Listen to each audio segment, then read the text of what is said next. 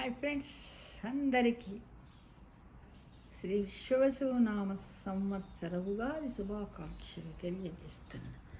This is my house, this is my house, this is my house. చూడండి, ఇక్కడ ఇది మా తులసమ్మ చెట్టు. బాగుందా అండి? ఇందులో తులసమ్మ చెట్టు. తులసమ్మ చెట్టు యొక్క శాస్త్రీయ నామం చెప్పాలా? ఆసిమం సాంక్టం, ఆసిమం సాంక్టం. చూడండి, దీంట్లో 2 లింగాలు ఉన్నాయి. లింగాలకు మందార పువ్వులు కదా ఫ్రెండ్స్? అవును కదా? బాగుందా? మా ఇంటి ముందు ఈ విధంగా గ్రీనరీ ఉంటుందండి. చూడండి, ఇంటి ముందు ఏమున్నది ఫ్రెండ్స్? గ్రీనరీ ఉన్నది. ఇది మా ఇల్లు, ఇది మా ఇల్లు, ఇది మా ఇల్లు, ఇది మా ఇల్లు, ఇది మా గేటు, ఇది మా ఇల్లు, ఇది మా గేటు. చూడండి, ఇది మా ఇల్లు, ఇది మా గేటు. గేట్లో నుండి బయటకు వస్తుంది. నేను మొన్న ఇవన్నీ ముగ్గులు వేశాను ఫ్రెండ్స్. ఇలా కిలిమందు ఈ విధంగా ముగ్గులతో అలంకరించాను. ఆ ఎదురుగుండా బైక్ మాది, ఇది కారు మాది, ఇది మా డ్రీమ్ హౌస్ గార్డెన్. చాలాసార్లు చూసారు కదా ఫ్రెండ్స్ మీరు వీడియోలు.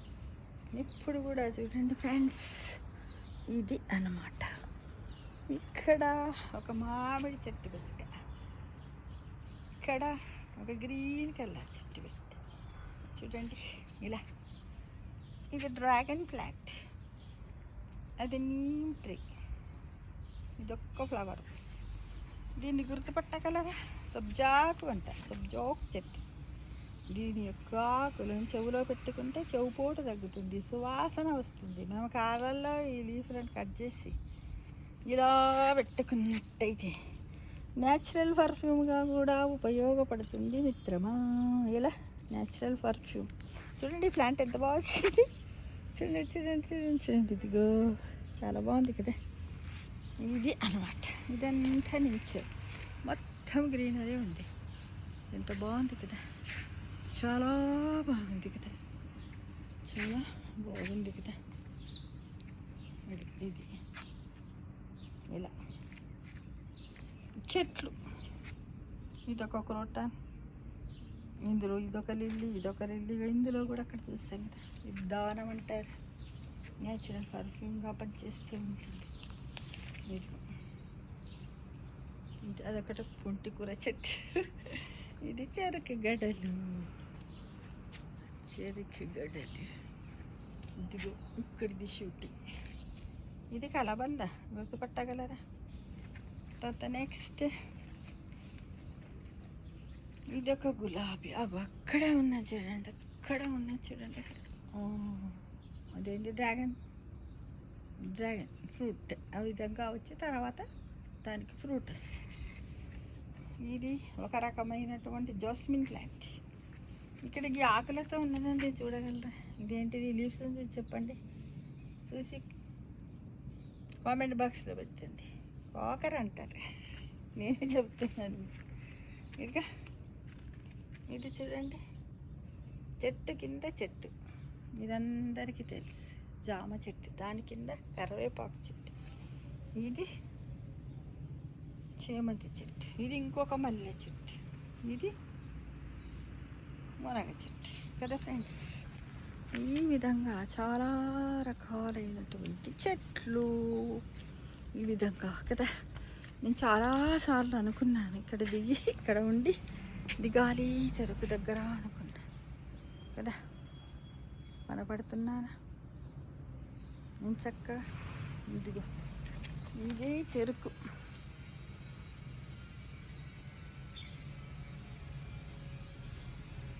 ఫ్రెండ్స్, ఈ విధంగా మనము ఈ తెలుగు సంవత్సరానికి మనం వీడిపోరి చెబుతూ నూతన సంవత్సరమైనటువంటి శ్రీ విశ్వవసు నామ సంవత్సరానికి మనం స్వాగతం చెప్తూ అందరికీ మరి ఒకసారి విశ్వవసునామ సంవత్సర శుభాకాంక్షలు. విశ్వవసునామ సంవత్సర ఉగాది శుభాకాంక్షలు. ఇప్పుడు మనం కొన్ని విషయాలు తెలుసుకుందాం. అందరికీ తెలుసు, కాకపోతే కొన్ని మీ ముందు ఉంచుదామని తపన. ఏంటో చూడండి.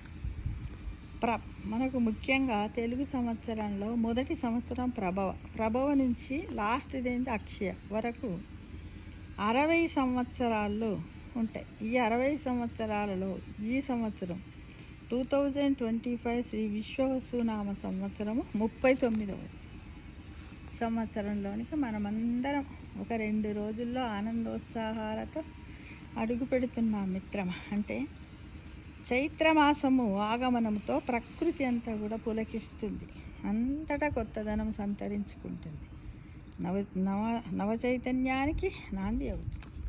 అనంతమైన కాలంలో సంవత్సరము అనేది ఒక ప్రమాణం, మీ అందరికీ తెలుసు. మానవ జీవనానికి కాలస్వరూపుడైన పరమాత్మకు మధ్య ఉన్న సంబంధాన్ని గుర్తు చేసుకుని ఆధ్యాత్మికతను పెంచుకోవాలి, తదనుగుణంగా జీవితాన్ని తీర్చిదిద్దుకోవాలి అనేది ఒకటి అన్నమాట. అయితే దీంట్లో మనం దేని గురించి చెప్పుకుంటాం ముఖ్యంగా అంటే, ఈ పండగ లోపల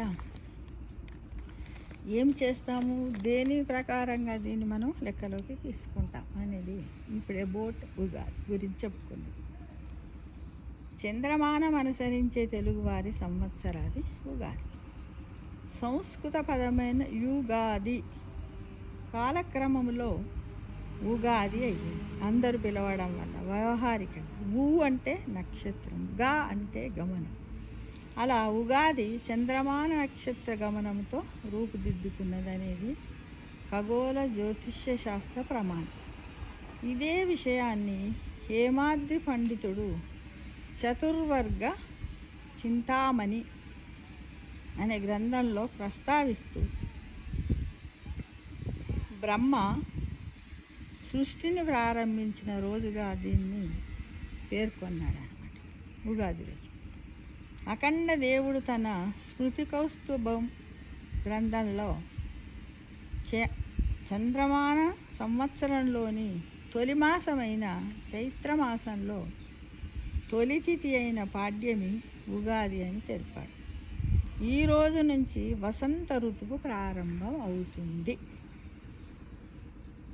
ఈ విధంగా వసంత ఋతువు ప్రారంభమవుతుంది. మనందరిలో కూడా పచ్చతనాన్ని నిలుపుతుంది. ప్రకృతిని మనం ఆరాధించాలనేది ఒక నానుడి. అయితే విధి విధానాలు మరి పండగను ఎలా చేయాలి ఏంటి అనేది ఇప్పుడు తెలుసుకుందాం. కొత్త సంవత్సరం మొదటి అయిన సందర్భంలో ఆచరించవలసినటువంటి విధి విధానాలను మన పూర్వులు ఋషులు మన పెద్దలు చెప్పారు. ఎలా చెప్పారు? పాతకాలం సూర్యోదయానికి ముందే లేచి అభ్యంగన స్నానం చేయడము మొదటి నియమం. అంటే నెత్తి కొంచెం నూనె రాసుకొని స్నానం చేయాలి. వాళ్ళ ఆశీస్సులు పొంది నూనె పెట్టుకొని వాళ్ళ కాళ్ళు మొక్కి వాళ్ళ ఆశీస్సులు పొంది స్నానం చేయడం వల్ల లక్ష్మీదేవి అనుగ్రహిస్తుందంట. నూతన వస్త్రాలు ధరించాలి, దైవారాధన చెయ్యాలి. ఉగాది పచ్చడిని దైవానికి నివేదించి పరిగడుపున ఆరగించడం వల్ల పెద్దల యొక్క ఆశీస్సులు పొందడం వల్ల ఉగాది పచ్చడి వల్ల మనకు అమృతంతో సమానం అటు ఉగాది పచ్చడి. విశేషమైన రోగనిరోధక శక్తి కలిగినటువంటిది. అంటే షడ్రుచులతో కూడినటువంటి ఉగాది పచ్చడిని ఈశ్వర ప్రసాదంగా స్వీకరిస్తే ఏడాదంతా సౌఖ్యదాయకంగా సంతోషంగా ఉంటామని శాస్త్రజ్ఞులు మనకు వివరించి చెప్పారు. అలానే ఉగాది పచ్చడిని మనం ఎలా చేస్తాం అందరికీ తెలిసింది. కొత్త చింతపండు, అప్పుడే వచ్చినటువంటి చిన్న చిన్న కొత్త మామిడికాయలు, ఇంకా ధాన్యాలు వచ్చాయి. సోంపు, వామ, జీలకర్ర, బెల్లము, నీళ్ళు, ఇంకా ఏంటిది వేపపూత, ఇలాంటివన్నీ కలిపి అందులో పరసగా చేసి కొత్త బెల్లం ఇవన్నీ చేసి దాంట్లో వేసి స్వామివారికి ముందు నివేదించి ఆ తర్వాత పడిగడుపుని ఆ రోజు ఏమి టిఫిన్ తినొద్దు. అసలు యాక్చువల్గా టీ కాఫీలు కూడా తాగకుండా ఆ రోజు స్వామివారికి నివేదించి మనము తాగినట్టయితే మనకు ఆ సంవత్సరం అంతా కూడా ఇమ్యూనిటీ పవర్ వస్తుంది అనేది ఒక నమ్మకం. మళ్ళీ ఇంకొకటి ఏంటంటే ఒకటి పంచాంగం అనేది ఉంటుంది. పంచాంగ శ్రవణం అనేది చాలా ముఖ్యమైనటువంటి పంచాంగ శ్రవణంలో ఉగాది నాడు తప్పనిసరిగా పంచాంగాన్ని మనం పూజించాలి. పంచాంగాన్ని శ్రవణం చేయాలంటే వినాలి. పంచాంగము అంటే 5 అంగాలను కలిగి ఉన్నదాన్ని పంచాంగం. ఏమేమి ఉంటాయి మరి పంచాంగములు అంటే తిథి ఉంటుంది, వారం ఉంటుంది, నక్షత్రం ఉంటుంది, కరణము, యోగము అనే 5 అంగాలను కలిగింది. ఏడాది కాలాన్ని ప్రమాణంగా చేసుకొని ఆ కాలము లోపల గ్రహాల సంచారము, అవి కలిగించే ఫలితాలు, ఆయా నక్షత్ర జాతకులు పొందబోయే శుభాశుభ ఫలితాలు, రాజ్యపూజ్య అవమానాలు, ఆదాయ వ్యయాలు, ఇలా కందాయ ఫలాలు, ఇలా పలు విషయాలను పంచాంగంలో సవివరణంగా రాస్తారు. వాటిని మన గ్రహచారాలు కూడా ఉంటుంది. ఎలా అంటే నక్షత్ర గమనం వల్ల మళ్ళీ పండగలు ఏ ముహూర్తాలలో మనం చేసుకోవాలి, శుభముహూర్తాలు, పెళ్ళిళ్ళు ఇవన్నీ కూడా ఉంటాయి, దాంట్లో రాసి ఉంటాయి. ఇక ముఖ్యంగా ఏంటంటే కార్తీయ నిర్ణయం అంటే సూర్యుడు ఆధారంగా జరుగుతుంది. వాతావరణ మార్పులను సూచించే కర్తరి నిర్ణయము కర్షకులకు ఎంతో ముఖ్యం, అంటే రైతులకు. గ్రహణాలు, పుష్కరాలకు సంబంధించినటువంటివి, ఇలా గ్రహాలు పరమాత్ముని ఆధీనంలో ఉంటాయని పంచాంగ శ్రవణం చేసి పరమాత్ముని ప్రార్థించిన వారికి ఆయన కృప కలుగుతుందని ఈ 5 అంగాలలో గురించి మనము నిత్యం పూజ చేసే పూజా మందిరంలో పూజలో విధి ఈ 5 అంగాలను స్మరించుకోవడము, సంకల్పం చెప్పుకోవడం వల్ల తిథి శ్రేయస్సు ఇస్తుందని, ఆయుష్ కూడా కలిగిస్తుందని, నక్షత్రం ఏంటంటే పాపాలను తొలగిస్తుందని, యోగము రోగాలను తొలగిస్తుందని, కరణము కార్యాలకు విజయం చేకూరుస్తుందని, అందుకే ఒక ఏడాదికి సంబంధించిన కాల విజ్ఞాన సర్వస్వమునే పంచాంగము అని చెప్పారు. కాబట్టి అందరం కూడా సాయంకాలం పూట, పొద్దునంతా ఉదయం బిజీగా ఉంటాం కదా, అందరము స్వామివారికి నైవేద్యం కొత్త బెల్లంతో, అప్పుడే వచ్చినటువంటి ధాన్యాలతో అంటే శనగపప్పుతోటి మనం అన్ని భక్షాలు చేసి పచ్చడి చేసి నివేదన చేసి పెట్టి మనం తింటాం. సాయంత్రం పూట ఉదయం దేవుని దగ్గర పంచాంగాన్ని పెడదాం.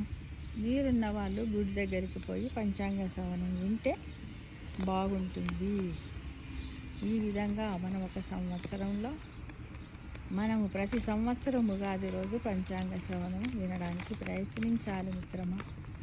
అయితే ఈ సంవత్సరం 2025లో శ్రీ విశ్వవసు నామ సంవత్సరము. ఇది 60 తెలుగు సంవత్సరాలలో 39వ సంవత్సరం. అందరము కూడా సుఖ సంతోషాలతో ఆయుర ఆరోగ్యాలతో వరదిల్లాలని ముక్కోటి దేవులను ప్రార్థిస్తూ, దేవుళ్ళను ప్రార్థిస్తూ మీకు మరొకసారి శ్రీ విశ్వవసు నామ సంవత్సర యుగాది శుభాకాంక్షలు తెలియజేస్తున్నాను. సర్వే జనో సుఖినో